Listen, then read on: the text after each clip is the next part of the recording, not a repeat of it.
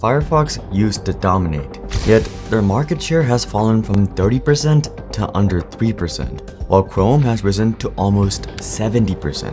What's strange is it seems like the best browser. It's open source, non-profit, and has the best privacy features by far. So why is Firefox shrinking while Chrome continues to rise? Is the future of the internet only Google?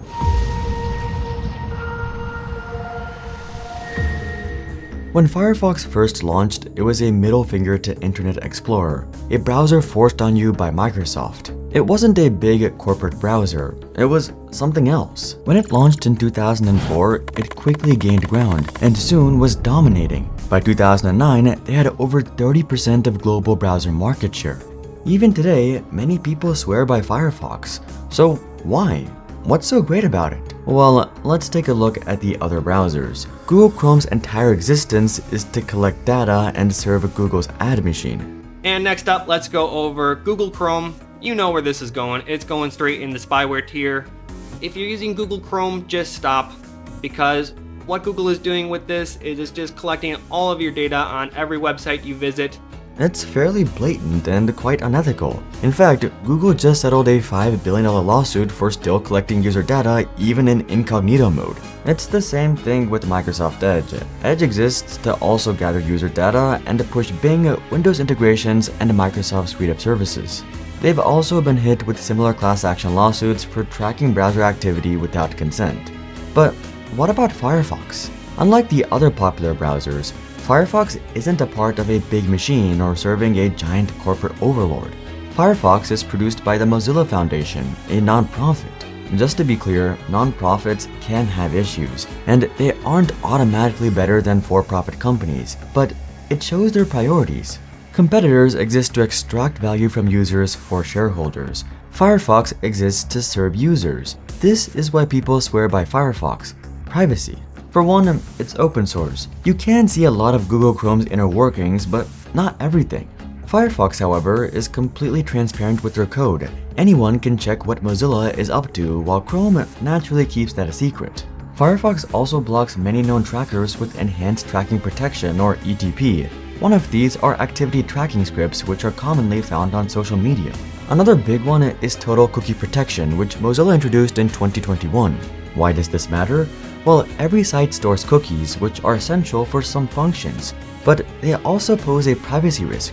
There is quite a drastic difference between Chromium and Firefox, whereas Chromium essentially allows everything, while Firefox is like, yeah, I know that you accepted all of them, but let me still assist you to keep some privacy. Firefox prevents different websites from looking at each other's cookies and learning more about you. It prevents cross-site tracking, which is big. There's much more than just this too. Firefox blocks fingerprinting scripts, crypto mining, and much more. But there is one downside to using Firefox. Firefox isn't as fast as Chrome or Edge for that matter. It's also not as efficient in using memory, but it's been getting much better. As of October 2024, Firefox became 75 times faster at handling WebAssembly, which makes complex web apps like games and tools run much smoother in the browser. It's even overtaken Chrome in some metrics. Speed and efficiency go back and forth with a negligible difference between them, but there's an even bigger issue facing Firefox.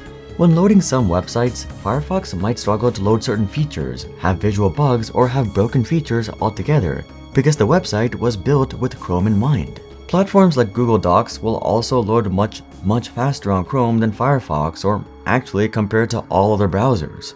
Why? As it turns out, it's not just to do with Firefox, but the entire internet.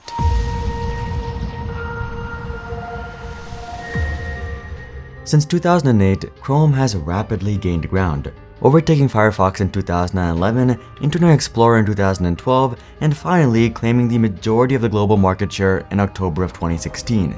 Currently, the browser sits at about 70%. That's an unbelievable dominance for one browser. Yet, Google is more prevalent than just that. It has redefined the entire internet around it. Almost every browser runs on something called Chromium, an open source version of Chrome. It's lightweight, fast, great for developers, and meant building a browser was easy as it aligned web standards. As you can probably guess though, it's developed and maintained by Google and was released alongside Chrome. Brave, Opera, Vivaldi, Samsung Internet, and of course Google Chrome all use Chromium.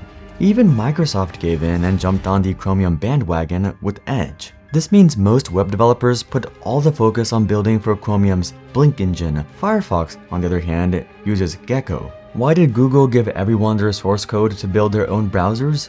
Well, with the adoption of Chromium, something changed across the internet. It introduced accelerated mobile pages, WebP images, HTML5, and HTTP3. That's a lot of technical terms, but in short, they all make different parts of the web faster and more stable. It also introduced amazing developer tools which made things more consistent across the board. But there's a problem with all of this. Chromium has set the web standards, or more specifically, Google has set the web standards that suit them. They can introduce whatever technology they want and everyone has to abide by it. Google has all the power. For example, Google has attempted to replace cookies with their own system, Federated Learning of Cohorts, or FLOC. They say it'll give more privacy, but in truth, it just gives them more power over advertising across the web. Their accelerated mobile pages technology might have sped up websites on your phone, but they do the same thing, give Google more control over web formatting and ranking. Chromium also uses something called resource preloading, which predicts user behavior and makes platforms like Google's seem much faster. Firefox is one of a kind because it's not reliant on something built and controlled by Google, but it goes even deeper. If you have Firefox installed, you can try this experiment for yourself. Open Google Docs or Google Drive on a Chromium browser, then on Firefox. The difference in speed is night and day. All of the technologies I mentioned earlier benefit Google's products. Google's products also have limited features on Firefox. Buttons and docks are missing, YouTube videos have worse playback, Google Meet features have been inconsistent and sometimes unavailable. It's not because Firefox doesn't have the technology. A proportion of the entire web is set by Google and thus built for Google. Even Microsoft is now engaging in this tactic. Firefox and other outsiders like Safari need to invest far more time and resources to catch up to Chromium. Its standards are set by convenience. The Chromium empire all feeds into Google's ecosystem. But ironically, so does Firefox in a way. Ever wonder how Google became such a dominant search engine? One of their biggest tactics is to simply pay for it. The company has spent billions of dollars to be the default search engine on other browsers, including Firefox. In fact, more than 86% of Mozilla's revenue in 2020 came from Google, and 81% in 2022. Not only are most browsers using Chrome's model, but they're also using Google. Ironically, Firefox, while one of the few non-Chromium-based browsers, is still reliant on Google. But this might be changing. Massive disruptions in the industry have occurred, very recently in fact.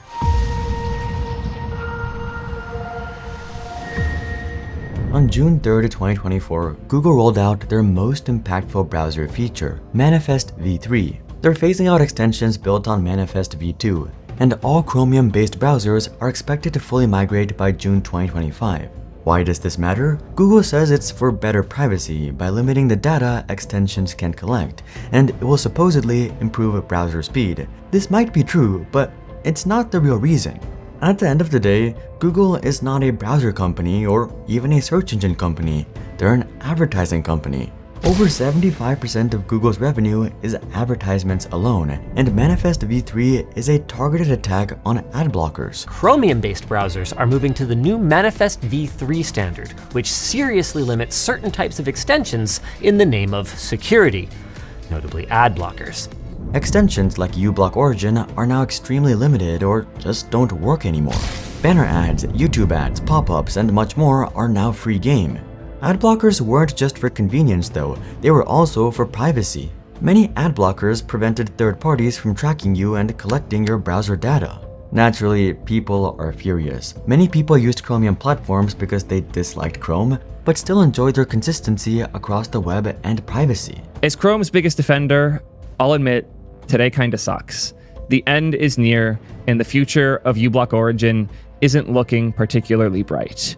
Google is leveraging its control over the internet, aka Chromium, to ensure its bottom line, removing ad blockers because they're a risk to its primary revenue stream.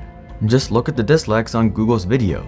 The top comment on the video is, "This is so awesome. I love when Chrome makes it easier to switch to Firefox." Speaking of Firefox, being one of the few outsiders in Google's ecosystem may finally be paying its dividends. Firefox and its privacy-first descendants, like Tor browser and Mullvad, have no plans to drop Manifest v2 anytime soon. People are moving away from Chromium towards Firefox. The casual majority won't, but more attentive users are certainly weighing the benefits of Chromium. Firefox not only offers better privacy now, but also continues to be more ad-free. Things are starting to look up for Firefox and simultaneously are getting much worse for Google. Google has been facing more and more scrutiny. Recently, they settled a $5 billion lawsuit for collecting data while users browsed using Incognito mode, which is supposed to store no history, cookies, or site data. Yet, that's nothing compared to a recent battle they've been fighting for some time. The US Department of Justice has argued that Google has formed an illegal monopoly. Google's tactic of paying browsers to be their default search engine might not be legal. For example, in 2022, they paid Apple $20 billion to be Safari's default search engine. Why is this a problem? Well, it stifles competition and prevents any competing browsers from gaining much ground, like say DuckDuckGo, regardless of how good they are. A US judge has ruled Google an illegal monopoly, stating, "Google is a monopolist, and it has acted as one to maintain its monopoly. It has violated Section 2 of the Sherman Act." Not only that, but Google is being ordered to sell off Chrome. This sounds like good news, but remember, most of Firefox's revenue is from Google, so this will actually hurt Firefox more than Google. So, is there any hope for Firefox? Firefox is an outsider in Google's ecosystem, and that's why we need it. It challenges Google's dominant monopoly. It's possible it will always remain a niche part of the web. It would be nice if privacy-first browsers like Firefox or Brave had more of a foothold, but at least they exist. Now, with Manifest v3, Google's many new problems, and Firefox's newfound speed, it has the best chance in a decade to regain ground. But it might not be enough. With no more Google money, being independent might ironically cost the death of Firefox.